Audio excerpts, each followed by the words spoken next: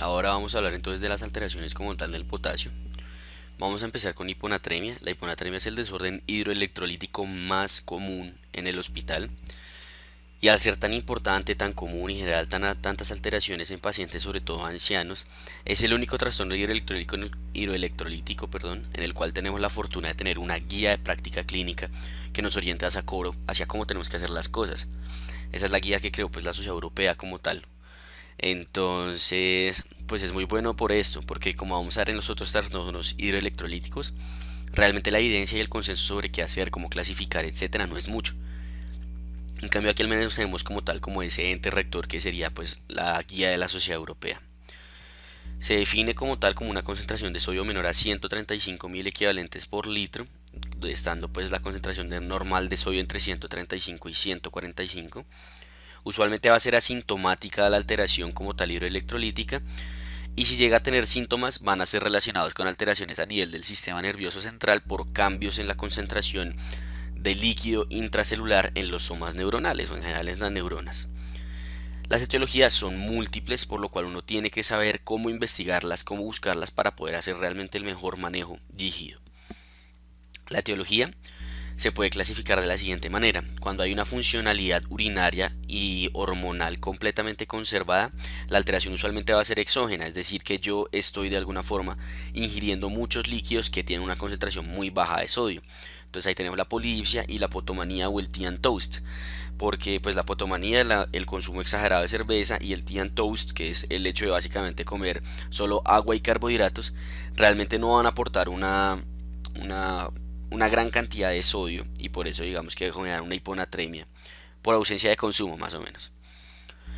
Puede haber el caso en el que la etiología sea por una alteración ya a nivel renal, pero no haya una alteración en la funcionalidad endocrina.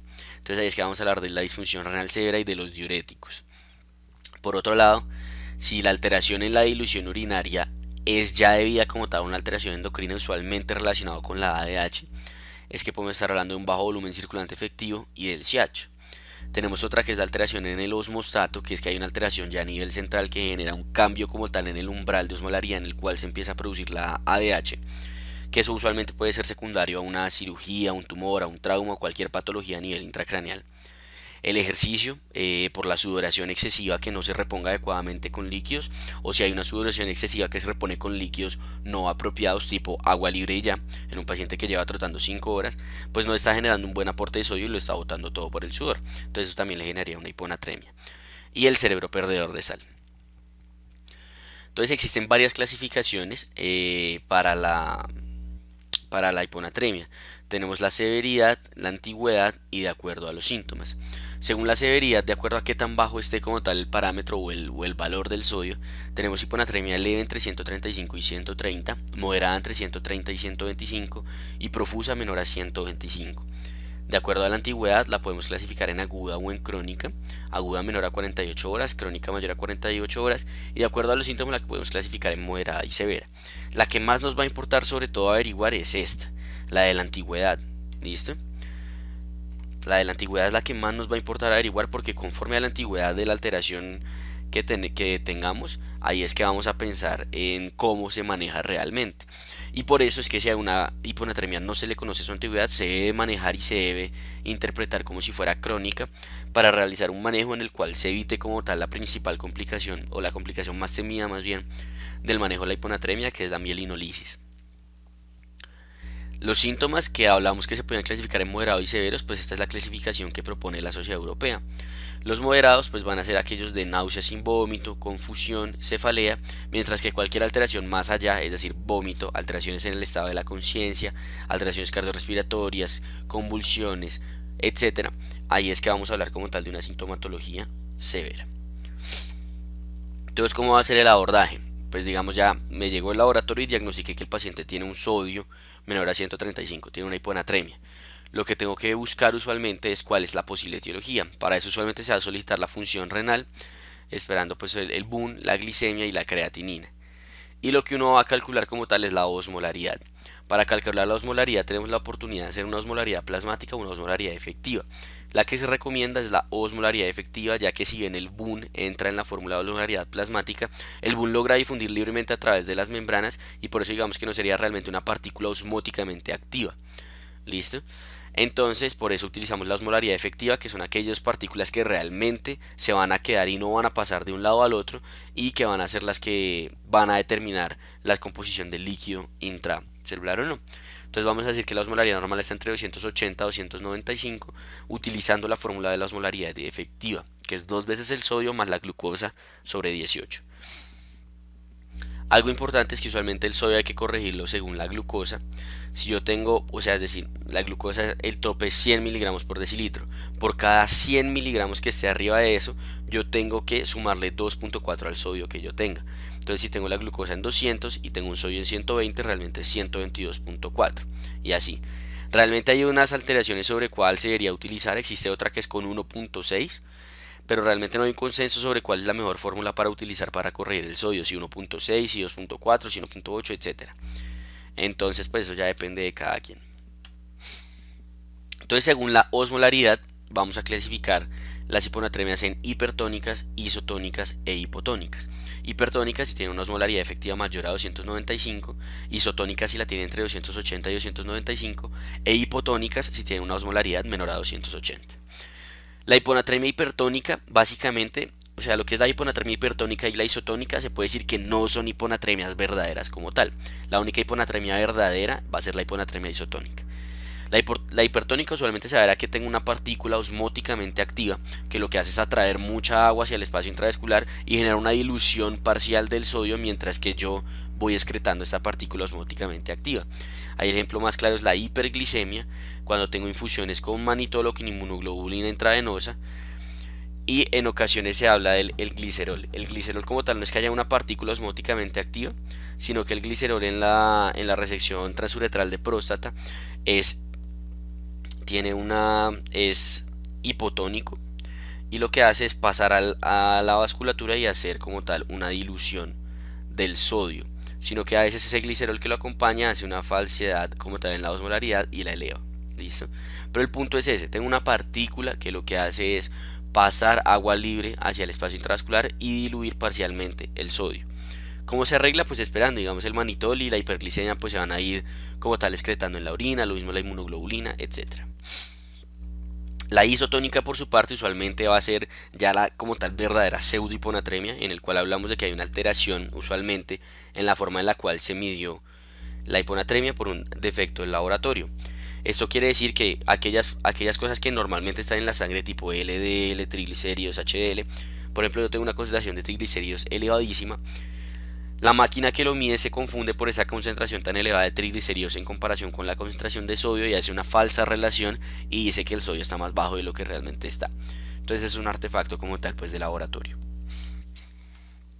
Y por último vamos a hablar de la hiponatremia hipotónica, que es como tal la hiponatremia verdadera, en la cual pues tenemos que buscar la etiología y hacer un manejo, que es el que vamos a ver pues más adelante. ¿Qué se debe hacer cuando yo diagnostico una hiponatremia hipotónica? Confirmar que realmente pues sea hipotónica, es decir, descartar la iso y la hipertonicidad. Después abordar para buscar la etiología, para lo cual existen dos aproximaciones. Tenemos una que es la clásica, que uno encuentra en la gran mayoría de los libros y artículos, y es aquella en la cual primero se valora la clínica del paciente y posteriormente se valora la paraclínica. Por otro lado, la guía europea habla de que primero se debe abordar la paraclínica y después la clínica. ¿Cuál es la razón? Esta parte de clínica se basa principalmente en determinar si el paciente tiene una isovolemia o euvolemia, tiene una hipervolemia o tiene una hipovolemia, y de acuerdo a eso, según los paraclínicos, clasificar. La guía europea dice que realmente esto no es muy útil porque sobre todo lo que es la diferenciación entre la euvolemia y la hipo y la hipervolemia, o sea, el determinar que un paciente realmente es euvolémico es una línea muy gris, es algo muy difícil. Entonces por eso ya se hablan de primero los paraclínicos y después la clínica. Los paraclínicos digamos que van más orientados hacia determinar si hay una alteración a nivel renal o no de acuerdo al sodio urinario. Entonces el abordaje clásico personalmente es el que me parece de más utilidad, sobre todo porque es en el cual uno puede hacer una aproximación más rápida como tal en el servicio de urgencias. Entonces personalmente me parece mejor hacer el abordaje clásico. Igual ambas van a llegar a lo mismo, pero pues si algunos prefieren hacer el abordaje de la guía europea no hay ningún problema. ¿Cómo va a ser el abordaje clásico? Pues determinar, como dijimos, la volemia del paciente. Hipovolemia, pues uno va a tener evidencia de pérdida de líquido, sea diarrea, sea vómito o tener como tal signos instaurados de hipovolemia o de shock. La hipervolemia por su parte pues se va a ver con una patología hematosa y con sobrecarga hídrica, etc. La euvolemia va a ser la que no tiene ninguna de las anteriores y uno usualmente se puede apoyar en que hay una relación BUN-creatinina normal y que el sodio urinario está mayor a 20, pero pues esas ya son cosas como para apoyarse en que realmente el paciente es euvolémico. Una vez se determina que es hipo, hiper o euvolémico, lo que se va a determinar es el sodio urinario. Y de acuerdo al sodio urinario yo voy a determinar si la patología es por pérdidas renales o no es por pérdidas renales. Entonces en el caso hipovolémicos, si yo tengo un sodio urinario menor a 30, quiere decir que las pérdidas no son renales. Es decir, yo no es que esté orinando sodio, sino que por algún otro lado estoy perdiendo sodio. Ahí es que vamos a hablar de la diarrea, del vómito y del paso a tercer espacio y en ocasiones de la obstrucción intestinal. Por otro lado, si tengo una hipovolemia y tengo un sodio urinario mayor a 30, pues eso lo que quiere decir es que por la orina es que estoy botando todo el sodio y por eso es que tengo una hiponatremia. Entonces ahí vamos a pensar en la insuficiencia renal primaria, ahí vamos a pensar en los diuréticos, en el cerebro perdedor de sal. La insuficiencia renal primaria pues se va a presentar a diferencia de la secundaria con hipovolemia. Ahorita vamos a ver que la euvolemia se presenta en la insuficiencia renal secundaria. La razón es que si yo tengo una insuficiencia renal primaria donde la alteración como tal es una falla como tal a nivel de la glándula suprarrenal, usualmente hay una alteración en la producción de la aldosterona. Y cuando yo tengo una alteración en la producción de la aldosterona también tengo hipovolemia. Y eso se puede alterar. ¿Listo? Por el contrario, cuando yo tengo una insuficiencia renal secundaria donde hay un problema en la ACTH, digamos que la aldosterona se puede seguir secretando por estímulos como la hipercalemia o cosas por el estilo. Entonces se va a producir aldosterona no al nivel que uno desearía, pero sí se va a producir y no va a generar como tal una hipovolemia en el paciente. En el caso de la hipervolemia hacemos exactamente lo mismo. Si tenemos un sodio en orina menor a 30 quiere decir que ya como tal no es que haya una alteración a nivel renal, sino que es una patología dilucional. Entonces ahí vamos a pensar en las cosas edematosas. Básicamente cirrosis, falla cardíaca son las más comunes y el nefrótico. Por el contrario, si tengo un sodio urinario mayor a 30 quiere decir que hay una alteración a nivel renal, entonces tenemos una falla renal como tal establecida. En la hiponatremia euvolémica, a diferencia de las dos anteriores, ya no vamos a hablar como tal, no vamos a buscar el sodio urinario para valorar si la pérdida es renal o extrarrenal, sino que vamos a utilizar la osmolaridad urinaria. Si yo tengo una osmolaridad urinaria menor a 100 miliosmoles, quiere decir que esa orina está muy poco concentrada y está muy diluida. Y aquí es cuando yo voy a pensar en que el paciente tiene una ingesta de aguas insolutos, y eso lo que me está generando es que yo orine y orine y orine agua, y a pesar de que el riñón hace todo lo posible por reabsorber el sodio, no logra reabsorber todo el sodio, y como hay una poliuria, por así decirlo, asociada a esa gran ingesta de aguas insolutos, ese sodio se va perdiendo poco a poco y a largo plazo me va generando una hiponatremia, que no genera una alteración en la volemia, pero genera una hiponatremia. Por otro lado, cuando tengo una osmolaridad elevada, quiere decir que la orina por el contrario está saliendo concentrada. Y en lo que yo voy a pensar ahí usualmente es que estoy reabsorbiendo del riñón aguas insolutos. Ya no es que los esté ingiriendo, sino que a nivel renal estoy reabsorbiendo aguas insolutos, y eso está mediado principalmente pues por la hormona antidiurética. Entonces cuando hay un síndrome de inadecuada secreción de ADH, donde la ADH llega ya al túbulo contornado distal y al colector, aumenta la secreción de acuaporinas, y las acuaporinas como tal reabsorben solo agua sin sodio, pues yo orino todo el sodio, orino todos mis solutos, y por eso la osmolaridad urinaria está elevada, pero reabsorbo mucha agua sin solutos, y esa agua lo que va a generar es una dilución del sodio a nivel intravascular, y pues voy a tener mi hiponatremia sin una repercusión como tal en la volemia. Ahí también hablamos de la insuficiencia renal secundaria, los mostatos reseteados, el hipotiroidismo, diuréticos, etc. Sobre el SIACH, pues como los criterios diagnósticos que existen, acordarse que en el SIACH pues hablamos de una osmolaridad sérica menor a 275, precisamente relacionado con esa reabsorción de agua libre, una osmolaridad urinaria mayor a 100 miliosmoles relacionada a lo mismo, una bulimia clínica, la concentración de sodio mayor a 30, porque pues si el sodio no se reabsorbe sino solo el agua, pues orino sodio, y ausencia de alguna otra alteración como tal endocrina. Hay una cosa que a veces es difícil de diferenciar, que uno se enreda muchas veces con eso, que es la diferenciación entre el SIACH y el cerebro perdedor de sal. La mejor forma de diferenciarlo es acordarse de la regadera. El cerebro perdedor de sal es una regadera, el paciente tiene una poliuria severísima, tiene unos gastos urinarios elevadísimos, y eso es importante porque eso me va a variar un poco el manejo, sobre todo en cuanto a la restricción hídrica y estas cosas. ¿Listo? Entonces este es como un resumen como tal pues del abordaje clásico. Tenemos que un paciente ya lo diagnosticó con una hiponatremia, determino que es una hiponatremia hipotónica y paso a ver su volemia. La hipovolemia, le va a mirar el sodio urinario, recordar que estamos utilizando el valor de 30 que se propone en la guía europea y en las últimas bibliografías. Entonces si tiene un sodio urinario mayor a 30, quiere decir que la pérdida es renal y como está hipovolémico, entonces pienso en diuréticos, una insuficiencia renal primaria, etc. Por el contrario, si está hipovolémico y una pérdida es extrarrenal porque el sodio urinario está menor a 30, pienso en pérdida de líquido por otro lado, diarrea, vómito, tercer espacio, etc. Vamos al otro extremo, es hipervolémica. Si es hipervolémica, miro el sodio urinario. Si la pérdida es extrarrenal, o sea, el sodio urinario es menor a 20, pienso en que tengo una patología dilucional, como la falla cardíaca, el síndrome nefrótico, la cirrosis, etc. Por el contrario, si la pérdida es renal y estoy en hipervolemia, pienso en falla renal. Cuando es euvolémico paso a ver la osmolaridad urinaria. Dijimos que si tenía la osmolaridad urinaria menor a 100, hablábamos de que se pensaba que estaba con ingesta de aguas insolutos, mientras que si tiene la osmolaridad urinaria mayor a 100, pensamos en reabsorción de aguas insolutos relacionado con todo lo endocrino, principalmente el CH. Este es el abordaje que propone el europeo, el que les decía que va primero la paraclínica y después la clínica. Ellos que dicen, diagnostico la hiponatremia y digo, miro la osmolaridad urinaria, es menor a 100, ya sé que es por ingesta de aguas insolutos. Es mayor a 100, entonces puede ser cualquiera de las otras. Miro el sodio urinario, es menor a 30, quiere decir que la alteración está a nivel extrarrenal. Entonces le miro la volemia. Alteración extrarrenal con volemia aumentada, pues pienso en patología dilucional. Alteración extrarrenal con volemia conservada, con volemia reducida, perdón, pienso en pérdidas extrarrenales, diarrea, vómito, tercer espacio, etc. Si tengo el sodio urinario mayor a 30, valoro, ¿son diuréticos o es falla renal? Si es diuréticos o falla renal, pues esa es la causa. Si no tiene ninguna de esas, miro, el volumen extracelular está reducido y la pérdida es renal, entonces pienso en la insuficiencia renal primaria y esas cosas. Por el contrario, si es la pérdida es renal y el volumen extracelular está normal, o sea, tengo una volemia normal, pienso principalmente en el CH y todas las alteraciones endocrinas. Vean que se llega exactamente a lo mismo, pero el problema es que uno tener esto y esto, o sea, la osmolaridad urinaria y el sodio en orina de forma rápida es difícil. Entonces por eso pienso yo lo mejor es hacer este abordaje. Primero la clínica y después la paraclínica cuando llegue.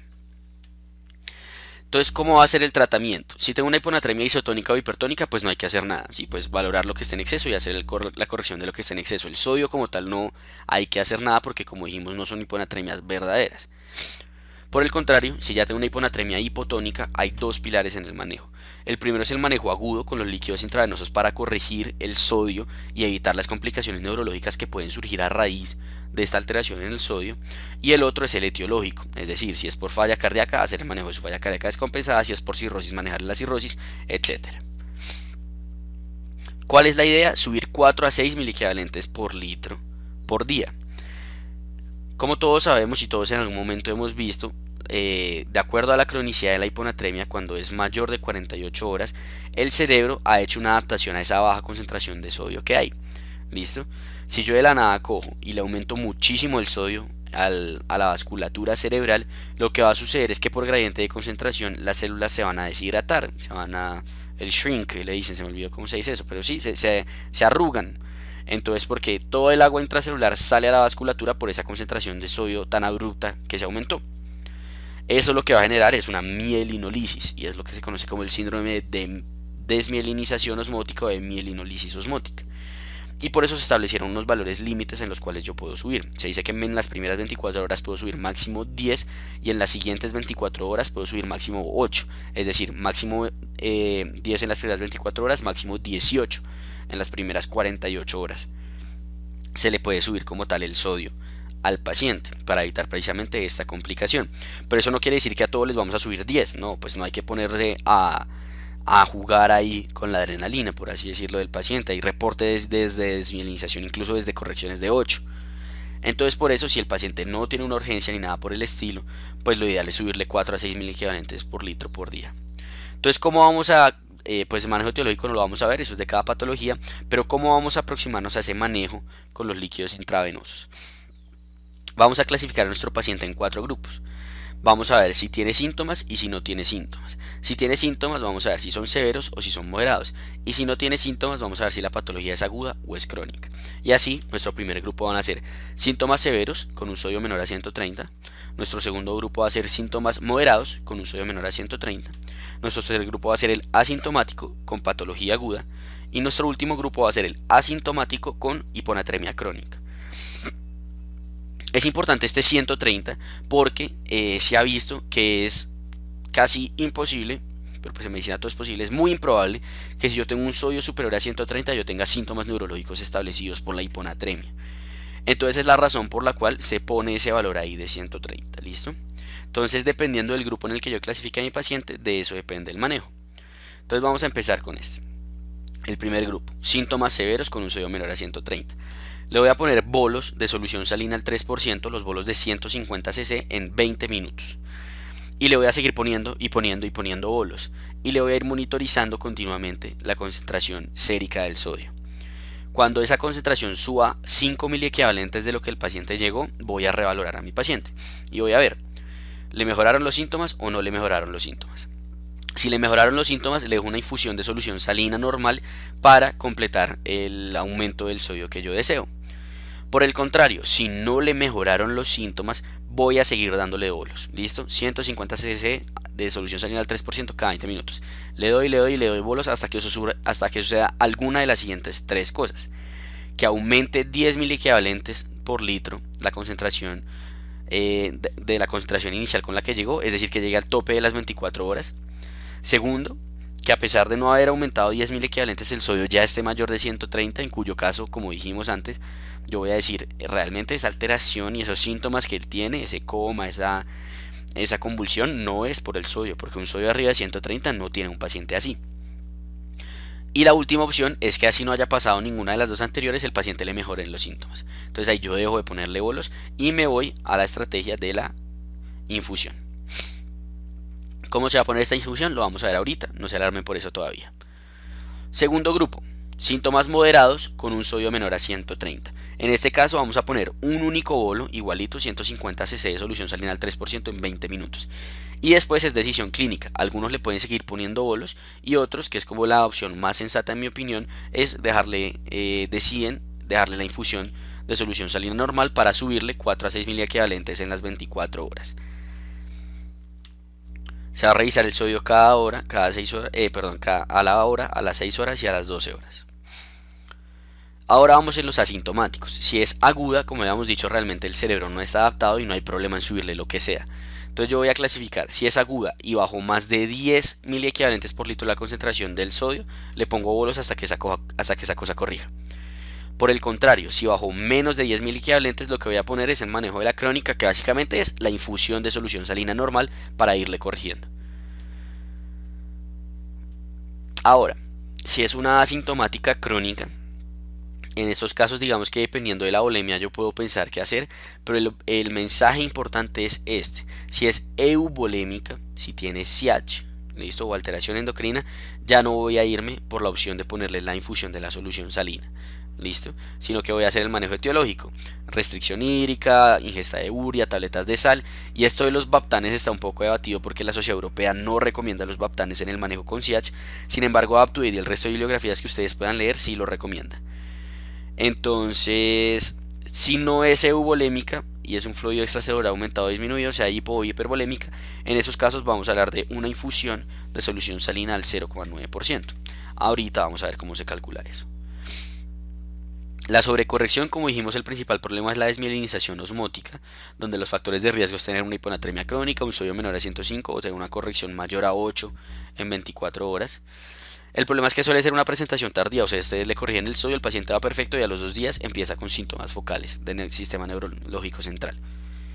Sistema nervioso central, perdón. Entonces empieza, no sé, usualmente son contagio. Empiezan con alteraciones bradicardias, taquicardias, alteraciones respiratorias, disfagias, etc.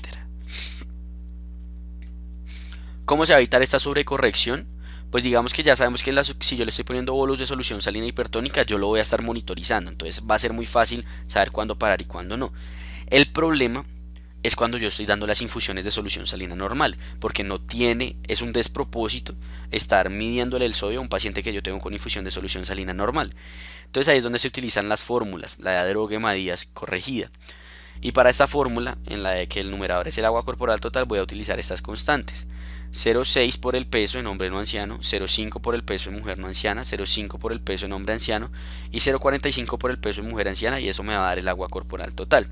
El sodio en infusión lo voy a determinar gracias a esta tablita que tiene este artículo del New England, que es de donde salió la fórmula de Droge-Madías.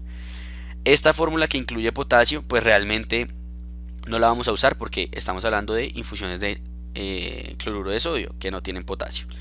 Entonces vamos a utilizar la fórmula número 1. Como voy a utilizar pues el valor que me va a aprender es 154. 154 es la cantidad de miliequivalentes que tiene un litro de solución salina al 0,9 y se lo resto al sodio que tiene mi paciente. Y eso lo divido en el agua corporal total, que lo calculo con estas constantes que mencionamos aquí, y a eso le sumo 1, hago la división y ese resultado que yo obtengo va a ser el estimado de cuánto va a cambiar el sodio por un litro de solución salina normal. Listo. Entonces vamos a hacer unos ejemplos para entender cómo se calcula esto. El problema es que estas fórmulas tienen controversia. De hecho, la Sociedad Europea no las recomienda. La Sociedad Europea le dice a uno que un cc por kilo de solución salina al 3% aumentaría un miliequivalente, pero no hace claridad sobre cuánto aumentaría un cc por kilo de solución salina normal. No sé si sea haciendo una regla de 3 o qué, pero ellos no lo establecen. Entonces realmente sí hay que usarlas, hay que aprender a usarlas para poner una infusión de sodio en un paciente. Entonces vamos a empezar con dos ejemplos que tenemos. Primer ejemplo, una mujer femenina de 30 años que tiene un sodio en 120, tiene cefalea, tiene vómito, consulta por un cuadro insidioso. Entonces ya sabemos que está diagnosticada como tal la hiponatremia, ¿no? Está diagnosticada, un sodio en 120. Ahora, de acuerdo a los síntomas, tendría una sintomatología severa por el vómito y de acuerdo al tiempo, pues dice un cuadro insidioso, yo supongo que es crónica. Entonces la clasificación sería una hiponatremia profusa crónica severa. ¿Cómo la van a corregir? Pues vemos en cuál de los 4 grupos que mencionamos cabe esta paciente. Pues tiene síntomas severos y tiene sodio menor a 130, o sea, cabe en el primer grupo. Y el primer grupo se manejaba con bolos de solución salina de 150 cc, solución salina al 3% cada 20 minutos. Y le voy monitorizando hasta que suba 5.000 equivalentes. Cuando suba 5.000 equivalentes, ahí es que voy a valorar.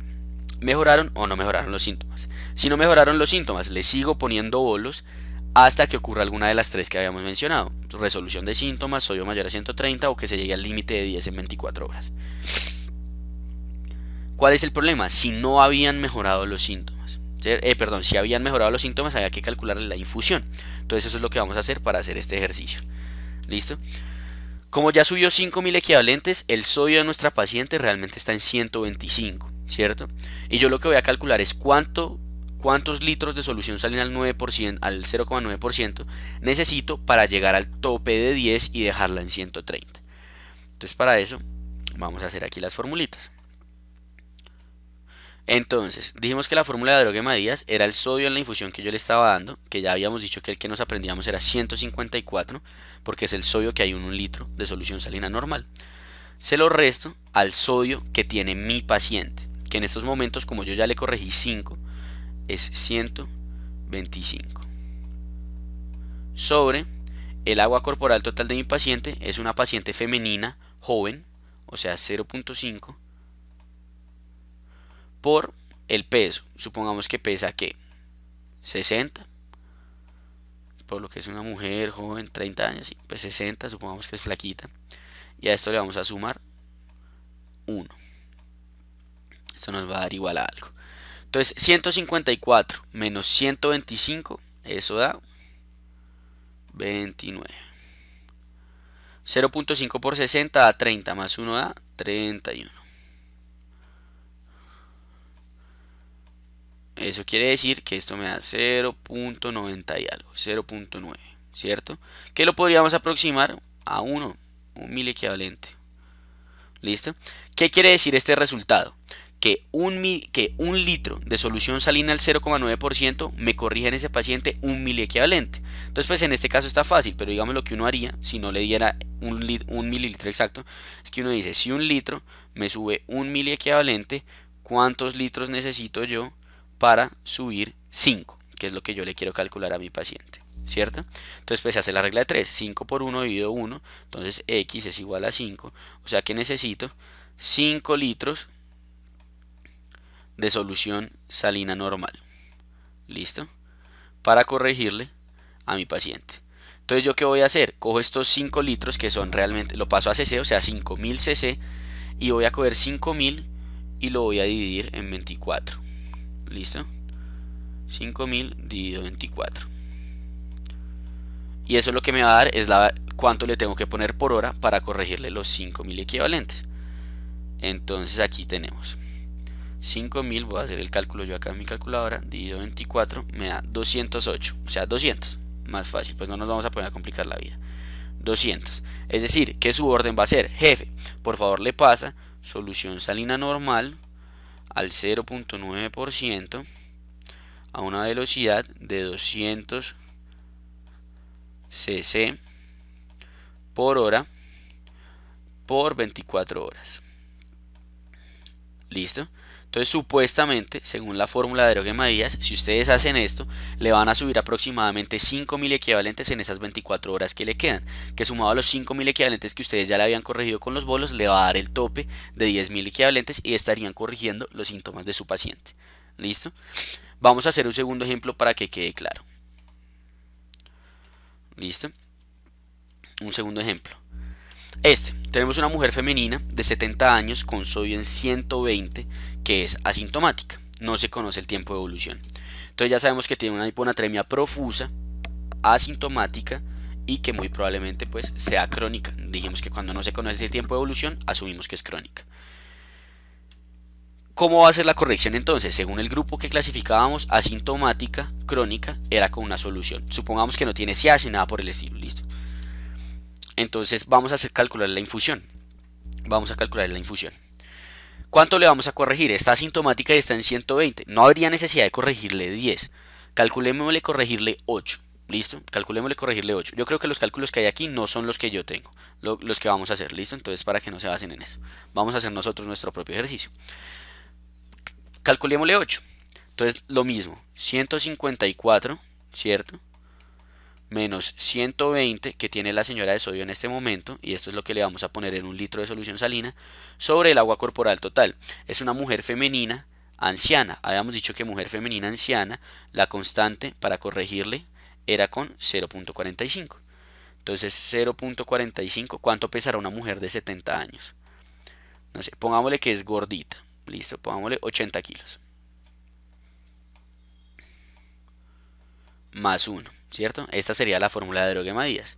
¿Eso cuánto nos da? 154 menos 20 menos 120, perdón, me da 34 acá arriba del numerador, y el denominador cojo 0.45 por 80, 0.45 por 80 me da 36 más 1, 37. ¿Listo? Entonces esto me da 34 dividido 37, 0.91. ¿Listo? Esta no lo aproximemos a 1 para que nos quede más difícil, para hacer el ejercicio más complicadito. 0.9. Cada litro de solución salina normal que yo le ponga a este paciente me aumenta 0.9, ¿cierto? Entonces, ¿cómo va a funcionar esto? Entonces yo cojo aquí y digo que 0.9 por cada litro. ¿Cuánto necesito para corregirle 8? Que es lo que queríamos proponer, ¿cierto? Entonces vamos a decir que x es igual a 8 dividido 0.9, ¿cierto? 8 por 1 dividido 0.9. 8.88.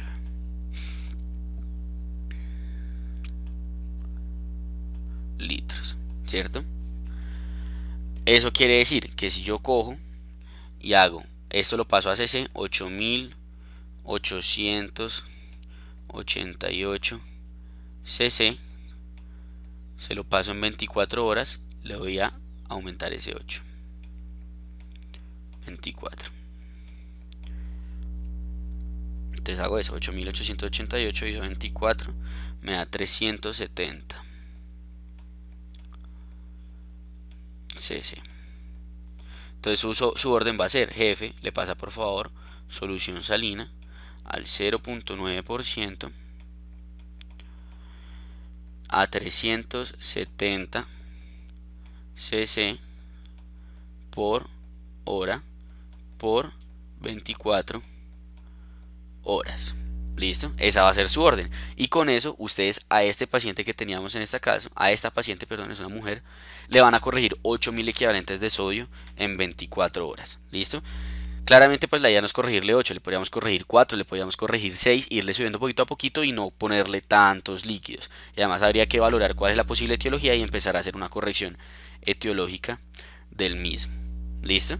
Entonces, espero vea, aquí lo calculé con 6, ¿listo? Y le puse de peso 70. Entonces lo calculé con 6 y vea que nos dio 250 cc en hora en solución salina para 24 horas. Entonces espero que haya quedado claro, ¿listo? Es un poco complicado, es un poco difícil, pero con eso, si ustedes aprenden a utilizar estas fórmulas, pueden calcular las infusiones de sodio. Acuérdense que si es una sintomatología severa o moderada, pues ya lo que hay que dar es un bolo, y sobre todo si es sintomatología severa, bolos hasta corregir 5, y después de eso es que ustedes valoran si necesitan o no la infusión, y acordarse que cuando calculen esa infusión, como en el ejemplo anterior, tienen que tener en cuenta que ya le subieron 5000 equivalentes, o sea que máximo le pueden calcular la infusión para 5000 equivalentes más en las siguientes 24 horas. Y ya, esa sería la parte de hiponatremia. Es como el trastorno más largo, más extenso, más difícil de entender. ¿Listo? Ahora vamos con los otros.